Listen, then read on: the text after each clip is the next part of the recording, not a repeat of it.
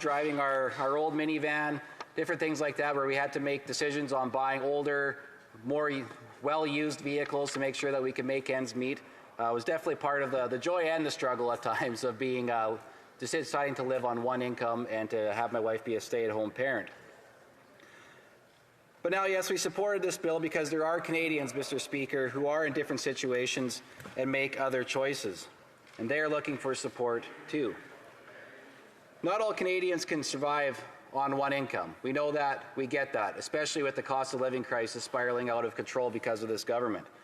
But for those who are able and choose to do so, they are completely overlooked by this Liberal government. Instead of supporting Canadians who choose to live as independently of government as possible, this government continues to throw program and program at Canadians as if they can't run their own lives.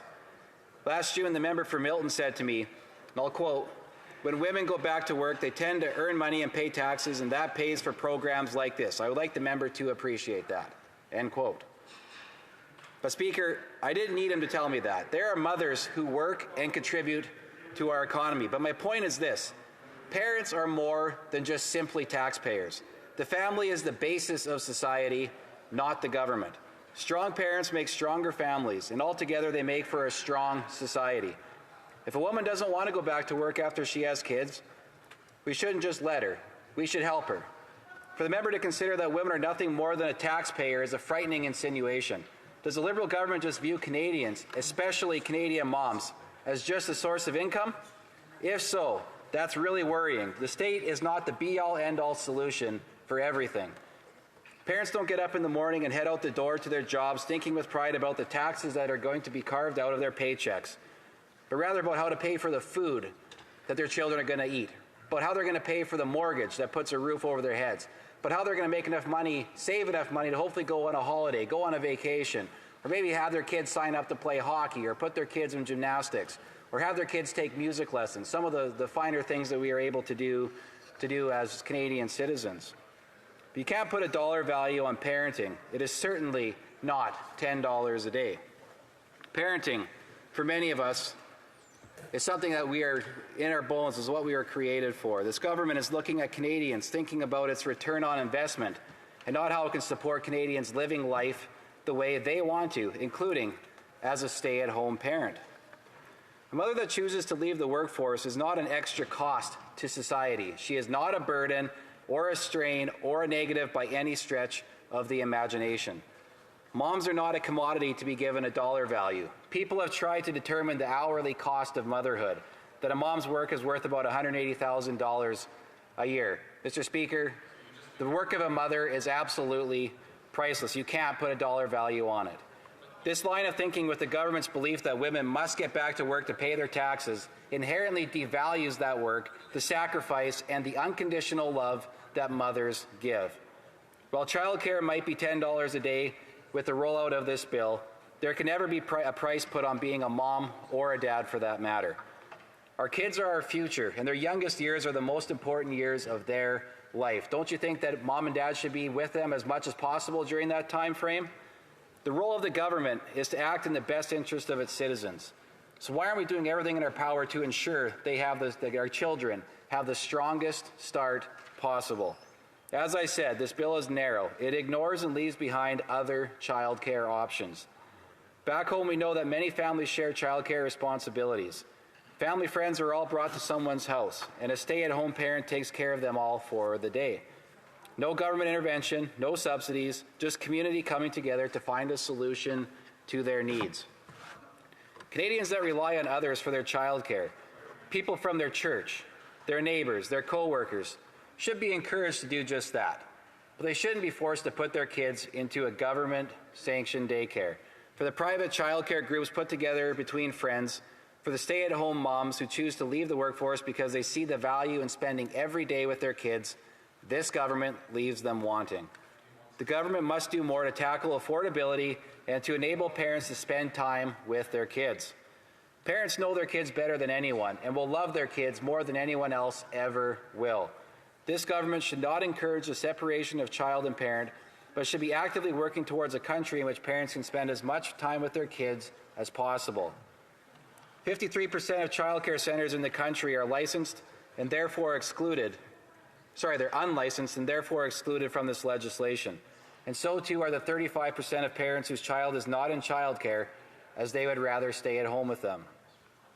Whether you're from urban or rural Canada, Vancouver or Swift Current, Toronto or Shaunavon, childcare is something all Canadians need. Whether it's private, at a co-op, or maybe it's over at your grandparents' house. It could be a stay-at-home parent or a group of parents that have agreed to cycle taking care of the kids. However it presents itself, we know that this bill overlooks nearly all of those people. That doesn't even consider the fact that this scheme doesn't do anything to create new spaces. It is not growing access, which for people in the Southwest matters the most. In Saskatchewan, only 10% of kids aged 0 to 12 have access to daycare, either full or part-time. Between the ages of 0 and 6, the ages managed by the agreement between the Government of Saskatchewan and the Government of Canada, that's just under 18%. For example, there was one daycare facility in Saskatoon. They've got 90 spots available in their day home. And she said that her waiting list for people to come is 1,900 people on that waiting list. That's 1,900 kids and families who are being overlooked by this government. Sure, the government might be trying to make daycare more affordable, but if Canadians can't get their kids into the daycare, where is the benefit? Across the provinces, we see some different approaches when it comes to delivering access to education, for example.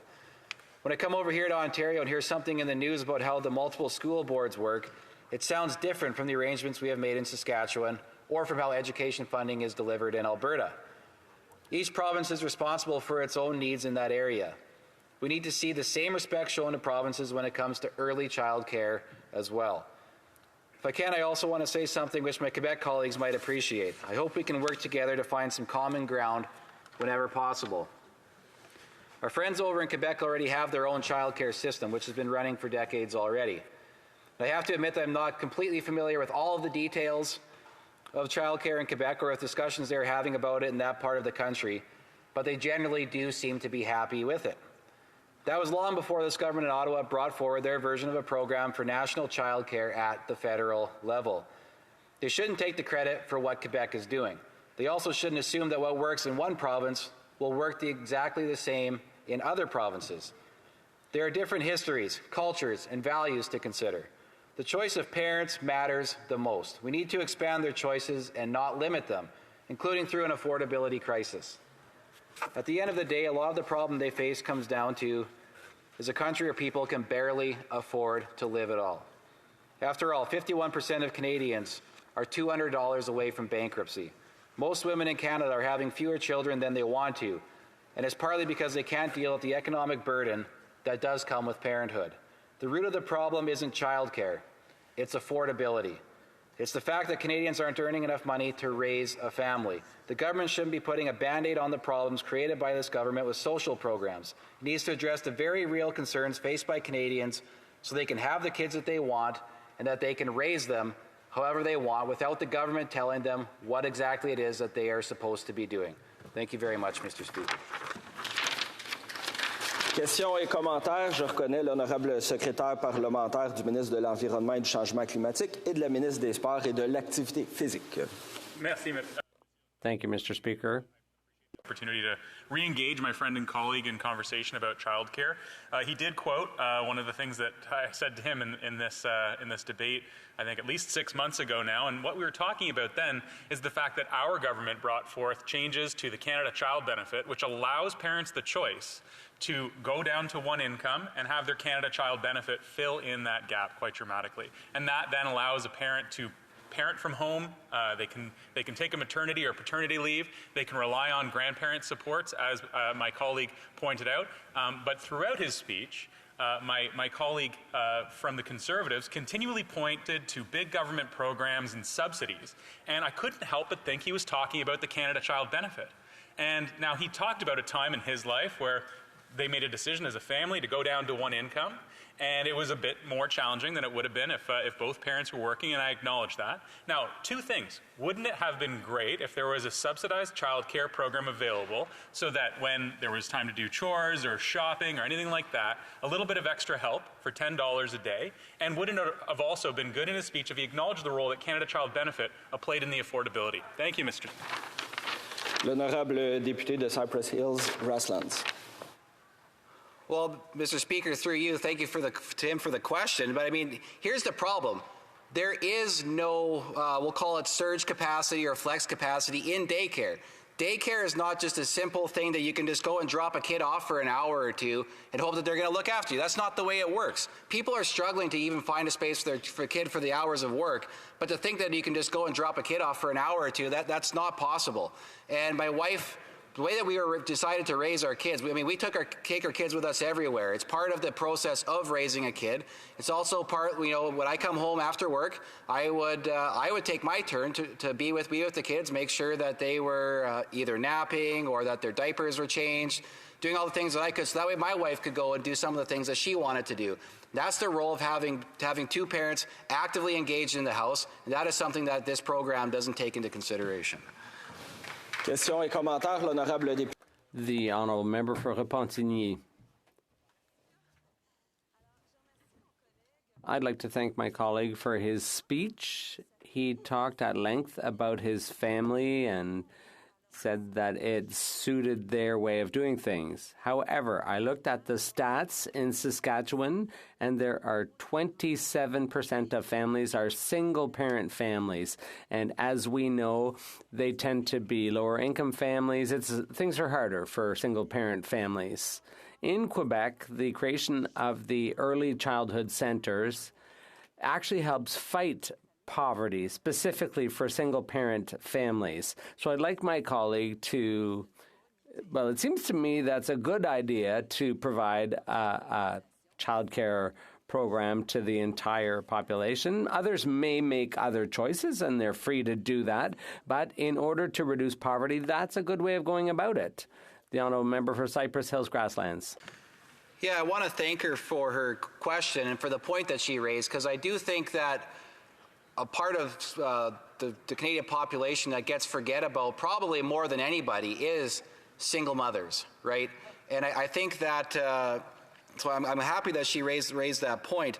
And I think if this program were to be focused on ensuring that those women, first of all, were prioritized, I think that would have been a better direction to go with a program like this. If we're going to be subsidizing daycare nationally, I think that would have been a much better approach to go to, because that is a segment of society that needs or is looking to get more help than people who still have two parents in the home. So I think making sure that we are focused on the right groups, the right segments of society, that's what the government needs to do more.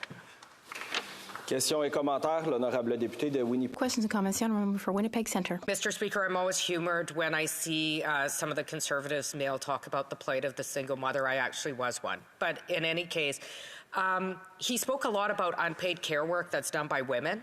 And it's primarily done by women, I would agree. Child rearing, looking after aging parents. One of the reasons I put forward a guaranteed livable basic income to provide income for unpaid care work. I know he spoke a lot about his partner, through you, Mr. Speaker, about how the amount she should be paid is worth $180,000 a year. I'm wondering if he would support his wife supporting my bill and giving her a guaranteed livable basic income so she could live in dignity and not in poverty while she raises his kids at home.